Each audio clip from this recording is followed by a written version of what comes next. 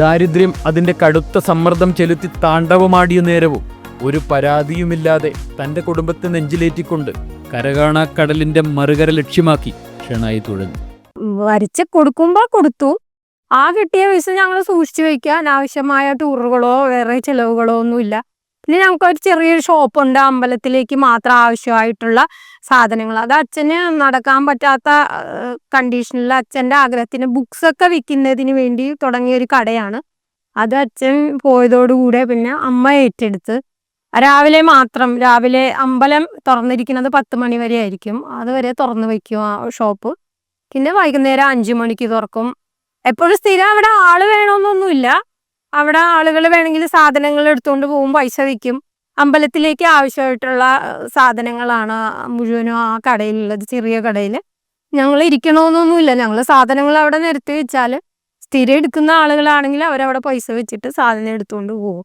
അത് ചെറിയ രീതിയിൽ. പിന്നെ മുഖ്യമായി ഞങ്ങൾക്ക് മെയിൻ സോഴ്സ് എന്ന് പറയുന്നത് ഞങ്ങൾക്ക് പെയിന്റിങ്സ് വരച്ചു കൊടുക്കുന്നത് തന്നെയാണ്.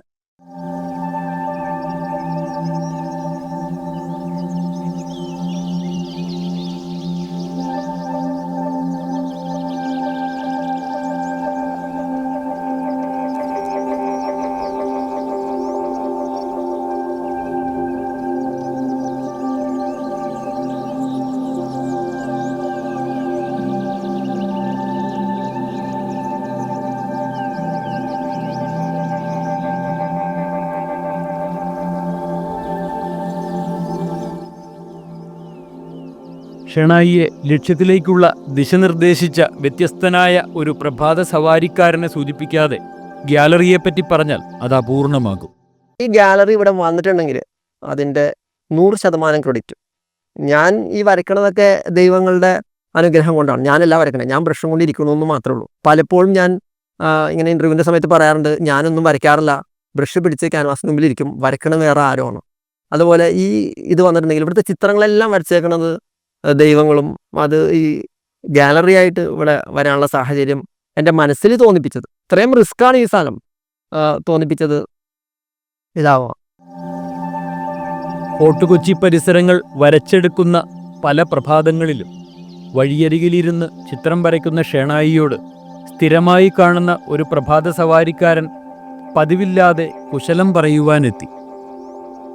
ഞാൻ ഫോർട്ട് കൊച്ചിയിൽ ഒരു ലൊക്കേഷൻ കൃത്യമായിട്ട് പറയുകയാണെങ്കിൽ ബിഗ് ബി ഹൗസ് വരച്ചുകൊണ്ടിരിക്കുന്ന സമയത്ത് അപ്പോൾ അതിരാവിലെ വരയ്ക്കാൻ പോകുമ്പോൾ ടീഷർട്ടും ഒരു ട്രാക്ക് സൂട്ടും ഇട്ട ഒരുപാട് പേരെ നടക്കണ കാണാം. അപ്പോൾ 1-2 പ്രാവശ്യം ഒരേ ആൾ എൻ്റെ അടുത്ത് വന്ന് നിന്നിങ്ങനെ നോക്കി പറഞ്ഞു, എന്താ പേര് എന്ന് ചോദിച്ചു പോയി. അപ്പോൾ ഞാൻ പറഞ്ഞു, എൻ്റെ പേര് ഷെണായി ആണ് സാർ. ഈ ചിത്രമൊക്കെ വിൽക്കാനാണോ വരയ്ക്കുന്നത് എന്ന് ചോദിച്ചു. അപ്പോൾ വളരെ സൗമ്യമായിട്ടുള്ള രീതിയിൽ, എന്നാൽ അദ്ദേഹത്തിൻ്റെ ഡ്രസ്സിന് ഒരിക്കലും യോജിക്കാത്ത രീതിയിലുള്ള ശബ്ദമാണ് അദ്ദേഹത്തിൻ്റെ വാക്കുകളിൽ നിന്നും പുറത്തു വരുന്നത്. അപ്പോൾ ഞാൻ പറഞ്ഞു, സാർ വിൽക്കാനല്ല സാർ, എൻ്റെ ഒരു ഹോബി ആയിട്ടാണ് വരയ്ക്കുന്നത്. അങ്ങനെ ഉണ്ടെങ്കിൽ പേരെന്താ? ഷെണായി. എന്നാൽ ഷെണായി നാളെ ഒന്ന് ഈ വഴിയുടെ അറ്റത്ത് ഒരു അരമന ഉണ്ട്, അവിടെ ഒന്ന് വരാമോ? കുറച്ച് ചിത്രങ്ങൾ വരയ്ക്കാനുള്ള പണിയുണ്ടാവും, ഒന്ന് വന്നത് അന്വേഷിക്കൂ. അപ്പോൾ നോക്കുമ്പോൾ എന്തോ ഒരു പൈസ കിട്ടുന്ന മിനിമം ഒരു 10,000 രൂപയെങ്കിലും കിട്ടും എന്നുള്ള ഒരു ധാരണയിൽ, പടം വരയ്ക്കാനുള്ള പൈസ ആയിട്ടില്ല, ഒരു വർക്കായിട്ട് കിട്ടും എന്നുള്ള ധാരണയിൽ ഞാൻ പറഞ്ഞു, ആര് വിളിച്ചെന്നാണ് പറയണ്ടേ? അപ്പോൾ ഇദ്ദേഹത്തെ കണ്ട ഒരു ടീഷർട്ടും ട്രാക്ക് സൂട്ടും പോലുള്ള ഒരു പാൻറ്റുമാണുള്ളത്. അപ്പോൾ അവിടെ തട്ടിങ്കൽ എന്ന് പറഞ്ഞാൽ മതി. അപ്പോഴും ഞാൻ ഉദ്ദേശിക്കുന്നത്, അപ്പോൾ ഏതെങ്കിലും ഒരു അച്ഛൻ്റെ പേരാണ് ഇദ്ദേഹം സൂചിപ്പിച്ചിട്ടുണ്ടാവുള്ളൂ, ഇദ്ദേഹം അവിടുത്തെ സ്റ്റാഫായിരിക്കും എന്നുള്ള ധാരണയിൽ ഞാൻ പിറ്റേ ദിവസം അവിടെ പോവാം.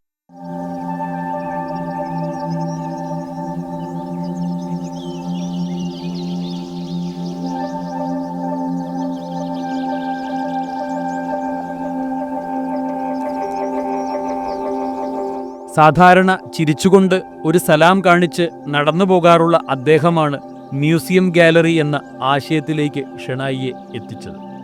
നടന്നു മറഞ്ഞ ആ പ്രഭാത സവാരിക്കാരനെ പിന്നെ യാദൃച്ഛികമായി ഷെണായി കാണുന്നത് ബിഷപ്പ് ഹൗസിൽ വെച്ചാണ്. തന്നെ ഈ കാലം അത്രയും ഗുഡ് മോർണിംഗ് പറഞ്ഞ് ആശംസിക്കുകയും വഴിയരികിൽ ഇരുന്ന തൻ്റെ കൂടെ സാധാരണക്കാരനെ പോലെ നിന്നുകൊണ്ട് സംസാരിക്കുകയും ചെയ്ത വ്യക്തി രാജകീയ പ്രൗഢിയോടെ സഭാവസ്ത്രവും അണിഞ്ഞു നിൽക്കുന്നു. അവിടെ പോയിട്ട് ഞാൻ പുറത്ത് നിൽക്കണ വാച്ച്മാൻ അപ്പോൾ ആ സമയങ്ങളിലൊക്കെ എനിക്ക് അറിയില്ല ഈ സമയത്ത് എങ്ങനെയാണെന്ന് അറിയില്ല. പിതാവ് അവിടുത്തെ രൂപതാധ്യക്ഷനെ കാണണമെങ്കിൽ പ്രത്യേകിച്ച് ദിവസങ്ങളുണ്ട് പുറമെയുള്ള ആൾക്കാർക്ക്. അപ്പോൾ ഞാൻ പോയ ദിവസം യാദർശികമായിട്ട് അതേ ദിവസമാണ്. അപ്പോൾ നോക്കുമ്പോൾ അവിടെ പുറത്തൊക്കെ പടുകൂറ്റൻ ഫോറിൻ വണ്ടികളും നിറച്ചും കന്യാസ്ത്രീകളും അച്ഛന്മാരും ഒക്കെ ഇങ്ങനെ ഒരേ സെറ്റായിട്ട് വന്ന് നിൽക്കുകയാണ്. അതിൻ്റെ ഇടയ്ക്കാണ് സൈക്കിളും ചവിട്ടിയിട്ട് ഞാൻ പോകണം. അപ്പോൾ വാച്ച്മാൻ ചോദിച്ചു അവിടെ പോകണം. ഞാൻ പറഞ്ഞിങ്ങനെ ഒരു തട്ടുങ്കൽ അച്ഛൻ എന്നെ അന്വേഷിച്ചിട്ടുണ്ട്. അയാൾ എന്നെ കണ്ണിങ്ങനെ നോക്കി, എന്നിട്ട് കളിയാക്കിയതാണോ എന്നുള്ള മട്ടിൽ നോക്കി. അപ്പോൾ അദ്ദേഹം പിന്നെ എന്നെ ഇങ്ങനെ കണ്ണുരുട്ടി നോക്കി, അവിടെ ഇരിക്കുന്ന ആളും. ഈ എന്നെ നോക്കുന്നവരെല്ലാവരും എന്നെ ഒരു അത്ഭുത ജീവിനെ പോലെയാണ് കാണുന്നത്. തട്ടുങ്കൽ എന്ന് പറഞ്ഞാൽ അച്ഛനോ എന്നുള്ള മട്ടിലാണ് നോക്കുക. അപ്പോൾ ഞാൻ വിചാരിച്ചു ഇനി എനിക്ക് തെറ്റ് പറ്റിയതാണോ എന്ന് വിചാരിച്ചു. അപ്പോൾ പറഞ്ഞു ഉറപ്പാണോ നിങ്ങളെ തട്ടുങ്കൽ എന്ന് പറഞ്ഞ അച്ഛനാണ് കാണാൻ പറഞ്ഞേ? ഞാൻ പറഞ്ഞു അതെ. എന്നാൽ വെയിറ്റ് ചെയ്യൂ, ഇപ്പോൾ വിളിക്കാം പറഞ്ഞു. കുറച്ച് കഴിഞ്ഞപ്പോൾ സഭാവസ്ത്രങ്ങളൊക്കെ അണിഞ്ഞ് തലയിൽ തൊപ്പിയൊക്കെ വെച്ചിട്ട് ഞാൻ രാവിലെ കണ്ട പോലെയുള്ള ഒരാളകത്തുനിന്ന് പുറത്ത് വരുന്നു. നടുക്കൊരു ബെൽറ്റൊക്കെ കെട്ടിയിട്ടുണ്ട്. അപ്പോൾ അവിടെ ഇരിക്കുന്ന അച്ഛന്മാരൊക്കെ എഴുന്നേൽക്കുന്നു, സ്തുതി പറയുന്നു. അപ്പോഴാണ് ഞാൻ മനസ്സിലാക്കിയത് ബിഷപ്പാണ് എന്നെ നേരിട്ട് അവിടെ ക്ഷണിച്ചതെന്നുള്ളത്. വാക്കുകൾ കിട്ടുന്നില്ല. അപ്പോഴത്തെ കൊച്ചി രൂപത അധ്യക്ഷൻ ആരാധ്യനായ ഡോക്ടർ ജോൺ തട്ടുങ്കൽ പിതാവായിരുന്നു അത് എന്ന സത്യം വിശ്വസിക്കുവാൻ ഷെണായിക്കേറെ നേരമെടുത്തു. സഭാവസ്ത്രത്തോടെ അല്ലാതെ പുരോഹിതന്മാരെ ഒരിക്കലും മനസ്സിൽ സങ്കല്പിക്കാത്ത ഷെണായിക്ക് ഒരു നിമിഷം താൻ സ്വപ്നലോകത്താണോ എന്ന് തോന്നിയിട്ടുണ്ടാകും. സാധാരണക്കാർക്ക് ഒരു കൂരയ്ക്ക് കീഴെ കാണുവാൻ തക്കവണ്ണം കൊച്ചിയെ കൊള്ളിക്കുക, അത് ചരിത്രമടക്കം സാധാരണക്കാരിലേക്ക് എത്തിക്കുക, ഷെണായിക്കത് സാധിക്കുമെന്ന് പറഞ്ഞ് മെല്ലെ തോളിൽ തട്ടി നടന്നകന്നു. ഷെണായിയുടെ മനസ്സിൽ അന്നു നാമ്പെടുത്തതായിരുന്നു ഗാലറി. 2008 ഏപ്രിൽ 19 ഷെണായിയുടെ ചിത്രശാല ആർട്ട് ഗാലറിയുടെ ഉദ്ഘാടനം നിർവഹിക്കപ്പെട്ടത് ബിഷപ്പിന്റെ തന്നെ കരങ്ങളാലാണ് എന്നുള്ളതും ചരിത്ര വസ്തുതയാണ്. ഇതിൻ്റെ ഇനോഗ്രേഷൻ 2008 ഏപ്രിൽ 19 ഇതിൻ്റെ ഇനോഗ്രേഷൻ നടക്കുന്നത്. തട്ടുങ്കൽ പിതാവിൻ്റെ വണ്ടിയിൽ ഈ ആർച്ച് കഴിഞ്ഞ് ഇവിടെ വന്ന് ഇനോഗ്രേഷൻ ഈ റൂമിൽ വെച്ചിട്ടാണ്. ഞാൻ ഇപ്പോൾ ഇരുന്ന സ്ഥലത്താണ് പിതാവ് നിന്നത്. അതിൻ്റെ വീഡിയോഗ്രാഫ്സ് ഒക്കെ ഞാൻ എടുത്ത് വെച്ചിട്ടുണ്ട്. അപ്പോൾ അന്ന് അദ്ദേഹം പറയുകയും ചെയ്തു, ഒരു രൂപതാധ്യക്ഷൻ ഒരു ക്ഷേത്രത്തിന് തൊട്ടടുത്ത് ഒരു ആർച്ചിൽ കൂടി, ക്ഷേത്രത്തിൻ്റെ ആർച്ചിൽ കൂടി വന്നിട്ട് അവിടെ ഒരു ഫംഗ്ഷൻ ഇനോഗ്രേറ്റ് ചെയ്യുക, വലിയ പ്രശ്നങ്ങളാവില്ലേ ഷെണായി എന്ന് പറഞ്ഞപ്പോൾ ഞാൻ പറഞ്ഞത് എൻ്റെ പരിസരവാസികൾക്ക് എന്നെ അറിയാം, പിതാവിനെയും എല്ലാവർക്കും അറിയാം. ഇതൊരു ഒരു ഒരു വലിയൊരു പ്രസ്ഥാനമല്ല, ചെറിയൊരു സാധനമാണ്. ചിലപ്പോൾ ഇത് വലുതായിട്ട് വരാം. അങ്ങനെ ഞാൻ പിതാവിനോട് പറയുകയും ചെയ്തു. പിതാവ് അന്ന് പ്രസംഗത്തിൽ വെച്ച് ഇവിടെ വെച്ച് പറഞ്ഞത് ഷെണായിനെ പരിചയമുണ്ട് എന്ന് പറയുന്നതിൽ ഞാൻ അഭിമാനിക്കുന്നു എന്നുള്ളതാണ്. ഞാൻ ഇന്നലെ വരെ അതിൻ്റെ വീഡിയോ എടുത്ത് കണ്ടിട്ടുണ്ട്. ഏറ്റവും അധികം ഇസ്ലാമിക ദേവാലയങ്ങൾ അതിൻ്റെ പൗരാണിക തനിമയോടെ ക്യാൻവാസുകളിലേക്ക് പകർത്തിയെടുത്ത ചിത്രകാരൻ എന്ന നിലയിൽ ഷെണായി പ്രശസ്തനാണ്. ഓരോ ചരിത്ര സ്മാരകങ്ങളും ക്യാൻവാസിലേക്ക് പകർത്തുമ്പോൾ അവയുടെ ചരിത്രവും കൂടി കടലാസുകളിലേക്ക് കുറിക്കുവാൻ ഷെണായി ശ്രമിക്കുവാറുണ്ട്. ഇതിലെ മൺമറഞ്ഞുപോയ സ്മാരകങ്ങളുടെ പകർപ്പുകൾ ശേഖരിക്കുവാൻ ഷെണായിയെ അന്വേഷിച്ചെത്തുന്നവർ നിരവധിയാണ്.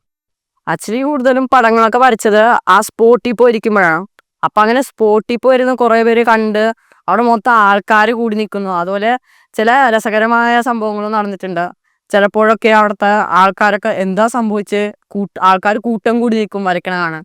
അത് കണ്ടിട്ട് എനിക്കും ഒരു സന്തോഷം പോലെയായിരുന്നു. അങ്ങനെ കൂട്ടം കൂടി നിൽക്കുമ്പോൾ നമുക്കൊരു ഇൻസ്പിറേഷൻ, അച്ഛനെ വരയ്ക്കാൻ ഒന്നും കൂടി എളുപ്പം. മുമ്പിലുള്ള ബിൽഡിങ് അതേപോലെ വരയ്ക്കണ അവർ കാണുമ്പോഴും അവർ എപ്പോഴും അപ്രീഷിയേറ്റ് ഒക്കെ ചെയ്യും. അതുപോലെ അവർ ഓരോ സജഷൻ തരും. അവിടെ ഒരു പഴയ വീടുണ്ട്, അത് കാണാൻ നല്ല സുഖമാണ്, അപ്പം അവിടെ പോയിട്ട് ഞങ്ങൾ ആ ബിൽഡിങ്ങും കൂടി വരയ്ക്കും.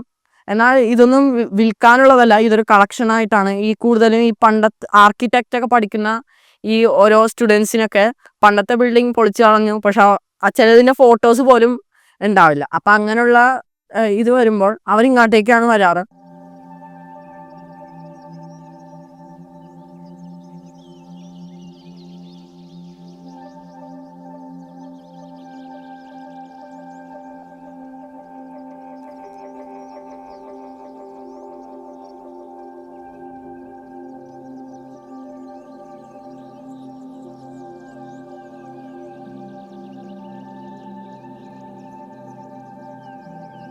ഷെണായിയുടെ ചിത്രങ്ങൾ പല മ്യൂസിയങ്ങളുടെ ചുവരുകളിലും സ്ഥാനം പിടിച്ചു കഴിഞ്ഞു.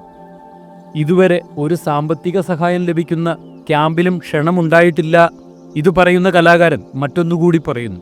2018 ദുരിതബാധിതർക്ക് സഹായിക്കുവാനുള്ള മുഖ്യമന്ത്രിയുടെ ദുരിതാശ്വാസ ഫണ്ടിലേക്ക് ധനം സമാഹരിക്കുവാനായി കലാകാർ എന്ന സംഘടന നടത്തിയ ക്യാമ്പിൽ തന്നെ ക്ഷണിക്കുകയും ക്യാമ്പിൽ താനും മകൻ അച്ചുവും വരച്ച 10 ചിത്രങ്ങളും വിറ്റുപോവുകയും ചെയ്തതാണ്. അതിലും തൻ്റെ സ്കൂട്ടറിലടിച്ച പെട്രോൾ പണം പോലും തനിക്ക് ലഭിച്ചിട്ടില്ല എന്നും ഇദ്ദേഹം ഓർമ്മിക്കുന്നു. ഇങ്ങനെ സമൂഹത്തിനു വേണ്ടി ജീവിക്കുന്ന എന്ന പോലെയുള്ള കലാകാരന്മാർ വെറും ഒരു ഉപകരണങ്ങൾ മാത്രമാകരുത് എന്ന ഉറച്ച തീരുമാനത്തിലെടുത്ത ഒന്നാണ് ഇനി ക്ഷണിച്ചാലും ഒരു കലാകൂട്ടായ്മകളിലും പങ്കെടുക്കേണ്ട എന്നുള്ളത്. അച്ഛൻ എന്നൊരു സർവകലാ വല്ലഭനാണ്. ഇതാ കഥ എഴുതും, കവിത എഴുതും, ഡ്രമ്മറാണ് അച്ഛൻ. ഏതോ ഒരു സിനിമയിൽ 18 വയസ്സൊന്നതായിട്ടുള്ളൂ അച്ഛൻ ഹ്യൂമൻ ഡ്രമ്മറായിരുന്നു. അതിൽ മുകേഷ് അവരൊക്കെ പാട്ട് പാടുന്നതായിരുന്നു. സൂപ്പർ. ഇന്ന് ഞാനത് കണ്ട് അച്ഛനെ കളിയാക്കും. അച്ഛൻ പഠിപ്പിക്കുന്നുണ്ട്, ഡ്രമ്മും പഠിപ്പിക്കുന്നുണ്ട്, ഡ്രോയിങ്ങും പഠിക്കുന്നുണ്ട്. അച്ഛൻ കവിത എഴുതും, കഥ എഴുതും. അച്ഛൻ്റെ ബാല്യകാലത്തെ ഓരോ ഓർമ്മകൾ അച്ഛനിപ്പോൾ ഫേസ്ബുക്കിൽ പോസ്റ്റ് ചെയ്യാറുണ്ട്. അപ്പോൾ ഓരോരുത്തരും പറയണ ഒരു ബുക്ക് ഷെനായിയുടെ ആത്മകഥ എഴുതണമെന്നാണ്. അപ്പൊ എനിക്കും തോന്നി അച്ഛൻ ഒരു സർവകലാവല്ലഭൻ തന്നെയാണ്, പറയാൻ പറ്റില്ല. തൻ്റേതായ ലോകത്തേക്കുള്ള വഴി സ്വയം വെട്ടിത്തെളിച്ചിട്ടുള്ള ചിത്രകാരന്മാരിൽ അധികവും സത്യത്തിൽ ഷെണായിയെപ്പോലെ അകറ്റി നിർത്തപ്പെട്ടവരാകാം. 20 വയസ്സിൽ സാമ്പത്തിക പരാധീനതകൾ മൂലം നിന്നുപോയ എഴുത്തും വായനയും 50കളിൽ മകൾ യശോദയുടെ ഗ്രന്ഥശാല തിരിച്ചു നൽകിയെന്ന് പറയുമ്പോൾ കാണുന്ന വരണ്ട കണ്ണുകളിലെ തിളക്കം തീർച്ചയായും മനസ്സിൽ എന്നും ഒരു കനൽ അണയാതെ സൂക്ഷിച്ചിരുന്നു എന്നതിന് തെളിവാണ്. പിന്നെ പ്രായം 51 കഴിഞ്ഞു, തിരിച്ച് നടക്കുന്ന സമയമാണ്. അപ്പോൾ ഇനി വെയിലത്തൊന്നും പോയിട്ട് അങ്ങനെ ഇരുന്ന് വരയ്ക്കാൻ ബുദ്ധിമുട്ടാവും. വരയ്ക്കും, എന്നാലും ബുദ്ധിമുട്ടാവും. പഴയ എൻ്റെ വായനാശീലം നിന്നുപോയത് സാമ്പത്തിക പ്രശ്നം കൊണ്ടാണ്. ഒരു 20 വയസ്സ് വരെ ഞാൻ പരന്ന വായനക്കാരനായിരുന്നു. എന്തും വായിക്കുമായിരുന്നു. മനസ്സിലായില്ലെങ്കിലും ഞാൻ വായിച്ചുകൊണ്ടിരിക്കും. അങ്ങനത്തെ ഒരു വായനക്കാരനായിരുന്നു. പ്രസിദ്ധീകരിച്ചിട്ടില്ലെങ്കിലും ഒരുപാട് എഴുതി ഇങ്ങനെ കൂട്ടി വെച്ചിട്ടുണ്ട്.